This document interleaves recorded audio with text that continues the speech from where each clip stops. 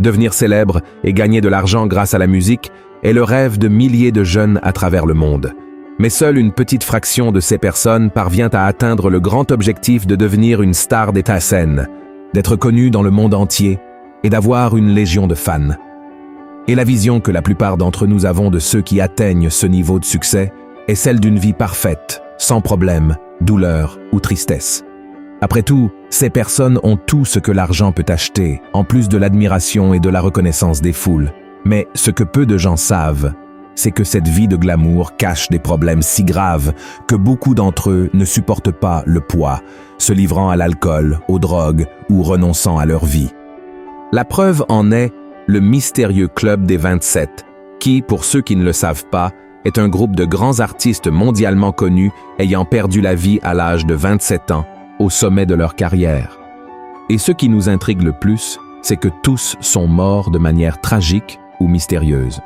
De nombreuses suppositions ont été émises, notamment que ces artistes auraient conclu un pacte sinistre avec le diable pour obtenir le succès mondial. En échange, ils auraient offert leurs âmes, qui auraient été réclamées par Satan lorsqu'ils ont atteint 27 ans.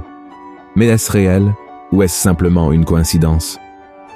Dans la vidéo d'aujourd'hui, je vais vous révéler ce qui se cache derrière ce mystère et vous serez surpris de voir comment les pièces s'assemblent et tout prend sens.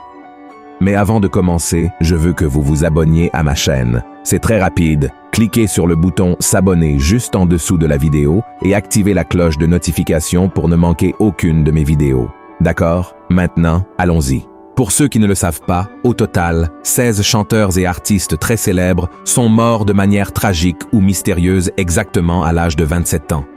Et dans cette vidéo, nous allons parler de 7 des plus célèbres, puis nous parlerons des causes possibles de leur décès. D'accord? Allons-y. Le premier artiste, Robert Johnson. Johnson a été le premier artiste à faire partie de ce club des 27. On dit qu'il était un musicien ordinaire qui n'attirait l'attention de personne, jusqu'à ce qu'un jour, sans aucune explication, il émerge avec un talent jamais vu aux États-Unis jusqu'alors. Il est devenu connu comme le roi du Delta Blues et est devenu une référence pour tous ceux qui sont venus après lui jusqu'à nos jours. Ses doigts sur la guitare étaient si rapides que les gens disaient qu'il avait vendu son âme au diable en échange de son talent. Et sa mort en août 1938, juste après avoir eu 27 ans, fut aussi mystérieuse que sa vie. Bien que l'autopsie ait indiqué que Robert Johnson est mort de syphilis, certains croient qu'il a été empoisonné par un mari jaloux d'une de ses nombreuses maîtresses. D'autres pensent que le diable est revenu pour réclamer la dette du pacte. Le deuxième artiste, Jim Morrison. Le chanteur du groupe de rock The Doors a toujours été impliqué dans des controverses et était connu pour ses abus d'alcool et de drogue. En 1971, lorsque Jim Morrison avait exactement 27 ans, lui et sa petite amie Pamela Courson étaient à Paris. Le chanteur aurait eu des problèmes respiratoires et a été retrouvé mort dans une baignoire. Comme aucune autopsie n'a été réalisée, on ne sait jamais vraiment quelle a été la cause de sa mort, même si beaucoup croient qu'il s'agissait d'une overdose, car il mélangeait des drogues lourdes et de l'alcool pratiquement tous les jours. Malgré cela, la compagne de Morrison n'a jamais accepté cette hypothèse selon laquelle il serait mort à cause des drogues, donc tout reste un mystère. Le troisième artiste, Jimi Hendrix. Le musicien américain est considéré par de nombreux critiques comme le meilleur guitariste que le monde ait jamais vu. Jimi est décédé à Londres à l'âge de 27 ans et sa mort reste un mystère jusqu'à aujourd'hui. Il a été retrouvé dans un appartement, étouffé dans son propre vomi, qui était principalement composé de vin rouge et d'une forte dose de somnifères. À l'époque, plusieurs hypothèses ont été avancées sur l'affaire, allant du suicide au meurtre, qui aurait été commis par la petite amie du chanteur à l'époque. Et comme la police n'a jamais réussi à rassembler suffisamment de preuves, personne n'a jamais été arrêté pour la mort du guitariste. À quatrième artiste, Janis Joplin. Elle est certainement une autre membre très connue du Club des 27. La chanteuse américaine est devenue célèbre dans le monde entier avec sa musique psychédélique, inspirant de nombreuses autres chanteuses à travers le monde, y compris la brésilienne Rita Lee. Depuis son adolescence, Janis utilisait certains types de drogues et d'alcool, mais en 1968, après avoir été hospitalisée pendant 3 mois en raison d'un avortement malheureux, elle a regretté son geste et est tombée dans une profonde dépression. Cela a amplifié son addiction.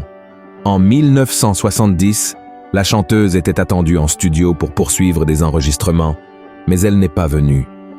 En raison du retard, son producteur, Paul Rothschild, a demandé à son assistant d'aller la chercher à l'hôtel. En arrivant là-bas, Janis Joplin était morte, avec des marques d'aiguilles sur ses bras. La cause de sa mort a été enregistrée comme une overdose d'héroïne et d'alcool. Le cinquième artiste, Brian Jones, musicien et l'un des fondateurs des Rolling Stones, l'un des plus grands groupes de rock de la planète, Jones a mené sa vie dans le style des grands astres des années 60, basé sur le sexe et les drogues. Mais cette addiction l'a amené à quitter le groupe en 1969, au moment où ses collègues parcourèrent le monde avec le succès de leurs chansons. Et cette même année, le musicien a été retrouvé mort dans la piscine de sa maison, en Angleterre. La cause de sa mort a été enregistrée comme accidentelle après avoir mélangé drogue et alcool, mais certains disent qu'il a été assassiné. Serait-ce une coïncidence qu'il soit mort à l'âge de 27 ans? Le sixième artiste, Kurt Cobain. Chanteur et fondateur du célèbre groupe Nirvana, Kurt fut la voix d'une génération et son passage éclair dans ce monde a suscité de nombreuses interrogations sur le bonheur que l'argent et la célébrité apportent réellement à l'être humain. Le musicien souffrait d'une forte dépression qui l'a poussé à mettre fin à ses jours dans le grenier de sa maison en avril 1994, alors qu'il avait exactement 27 ans. À côté de son corps, il a laissé une lettre expliquant ses sentiments. Dans un passage de la lettre, il dit à ses fans qu'il ne se sentait pas heureux en faisant ses concerts. Il a dit « La vérité est que je ne peux pas vous tromper, aucun d'entre vous.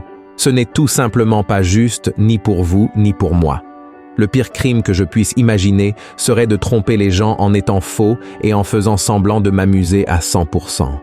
Parfois, j'ai l'impression que je dois pointer avant de monter sur scène. » Et à la fin de la lettre, Kurt Cobain prend congé, reconnaissant ses faiblesses.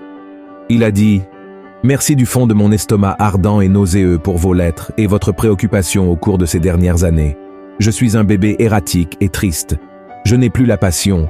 Alors souvenez-vous, il vaut mieux brûler complètement que s'éteindre lentement. Paix, amour, empathie. » Et la septième artiste, Amy Winehouse. L'un des plus grands icônes féminines de notre génération, Amy avait une voix puissante et inimitable, connaissant un succès admirable dans le monde entier. Mais tout, ce talent passait souvent au second plan en raison de sa vie problématique, remplie de crises personnelles et de problèmes de santé. L'artiste a été hospitalisé en raison de ses addictions aux drogues et à l'alcool, mais la cause de sa mort a été enregistrée comme une consommation excessive d'alcool après une période d'abstinence. À ce moment-là, elle souffrait également de boulimie, ce qui aurait pu aggraver la situation et conduire Amy à la mort à l'âge exact de 27 ans. Et la question qui se pose est la suivante. Ces personnes ont-elles vraiment vendu leur âme au diable? Ceux qui ont étudié les causes de décès des artistes du Club des 27 croient qu'ils auraient conclu un certain type de pacte avec Satan en échange de succès et que l'ennemi serait venu réclamer la dette à leurs 27 ans. Mais est-ce logique? Tout d'abord, nous devons savoir que la Bible ne mentionne aucun cas de quelqu'un ayant vendu son âme au diable. Savez-vous pourquoi? Parce que cela n'est pas possible. Personne ne peut vendre quelque chose qui ne lui appartient pas, car la vie ne nous appartient pas à nous-mêmes. Nous appartenons tous à Dieu. Et dans le livre d'Ézéchiel, chapitre 18, verset 4, Dieu lui-même dit « Voici, toutes les âmes sont à moi, l'âme du Fils comme l'âme du Père, l'une et l'autre sont à moi. » Alors, dire que quelqu'un a vendu son âme au diable n'est qu'une façon de parler. Cela signifie que cette personne a choisi de suivre un chemin très mauvais, totalement contraire à ce que Dieu désire pour atteindre ses objectifs sans se soucier des conséquences néfastes. Ainsi, beaucoup font effectivement des pactes et consacrent leur vie à Satan à travers des prières, des rituels, des invocations, et à partir de là, elles donnent une totale légitimité au mal pour entrer. Cependant, si elles changent d'avis, se repentent de leurs péchés et croient en Jésus comme le seul sauveur, rien ne peut les empêcher d'être sauvés et libérés du pouvoir des ténèbres. Il n'existe pas d'accord permanent avec le diable qui ne puisse être annulé. Et l'histoire de Job dans la Bible nous montre clairement que le pouvoir de Satan est limité par la volonté de Dieu, qui nous donne tous les moyens de nous défendre contre les attaques du diable. Mais, même si nous appartenons à Dieu, il ne nous oblige pas à rester à ce côté.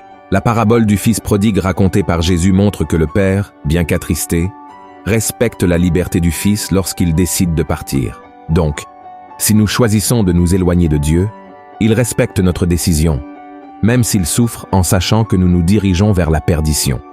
Et je crois que l'utilisation de drogue, d'alcool, de médicaments utilisés de manière irresponsable, et même le suicide, tout cela a la même origine, le manque de paix. Ces artistes avaient la renommée, l'argent, les manoirs, les meilleures voitures, fréquentaient les meilleurs restaurants, étaient aimés par des millions de personnes à travers le monde. Mais ils n'avaient pas la paix du Seigneur Jésus, qui protège notre cœur et notre esprit, même dans les pires moments, dans les pires crises. Et nous devons savoir que d'avoir de la renommée n'est pas un péché, d'accord? La Bible dit que Jésus lui-même était très célèbre en son temps.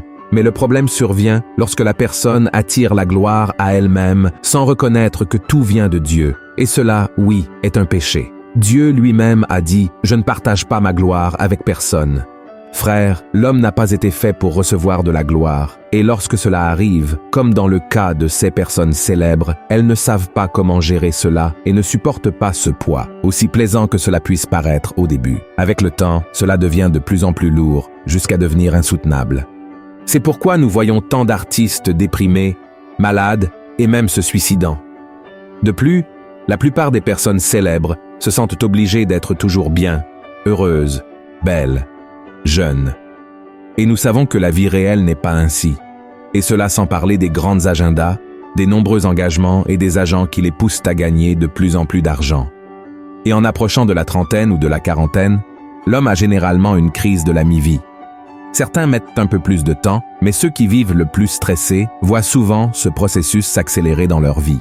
Et où je veux en venir avec tout cela, il est fort probable que la plupart de ces membres du club des 27 traversaient une crise existentielle où ils se rendèrent compte que tout ce qu'ils avaient rêvé toute leur vie n'était rien. C'était comme courir après le vent, comme le roi Salomon en a conclu à la fin de sa vie.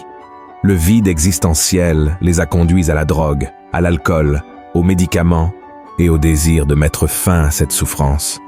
C'est très triste de voir à quel point l'homme est trompé par les plaisirs éphémères de ce monde, n'est-ce pas? C'est pourquoi le Christ a posé la question: à quoi servirait-il à l'homme de gagner le monde entier et de perdre son âme? Et même s'il est bon d'avoir de l'argent, du talent et la reconnaissance des gens, nous devons comprendre que notre maison n'est pas ici. Nous sommes de passage dans ce monde, et pour cette raison, nous avons encore l'opportunité de choisir où nous passerons l'éternité. Je veux être pour toujours avec Jésus. Et toi? Si tu as aimé ce message, partage-le sur WhatsApp, envoie-le à tes amis et à ta famille et abonne-toi à ma chaîne. Je t'attends dans la prochaine vidéo. Que Dieu te bénisse puissamment.